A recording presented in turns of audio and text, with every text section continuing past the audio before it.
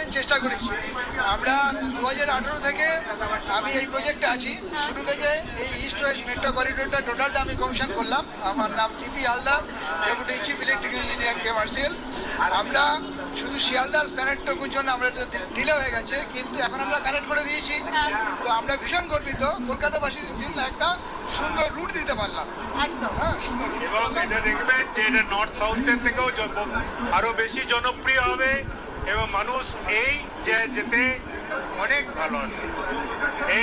এই সাবরমারিটা ভালো করে মানুষ ইউজ করতে পারবে, করতে পারবে। আপনারাও যাবেন, মার্কেটিং করবেন, এক্সপ্লেনেট করে যাবেন, ওদিকে সল্ট লেকে যাবেন, যে কোনো জায়গায় আপনারা খুব ইজিলি যেতে পারবেন। হাওড়া থেকে চিন্তা হলো যে how to tackle the passenger. এটা কি পুজোর আগে শহরবাসীকে উপহার? কিন্তু আমাদের অন্য চিন্তা, আমাদের জন্য যদি প্যাসেঞ্জার খুব বেশি ক্রাউড হয়, আমাদের 6 কোচ আছে, আমাদের ক্যাপাসিটি হলো 2070। একটা গাড়ির টোটাল ক্যাপাসিটি এই মুহূর্তে যে ছবি আপনাদেরকে দেখাচ্ছি, মেট্রোর অন্তরে টিভি9 বাংলা মধুকন্যা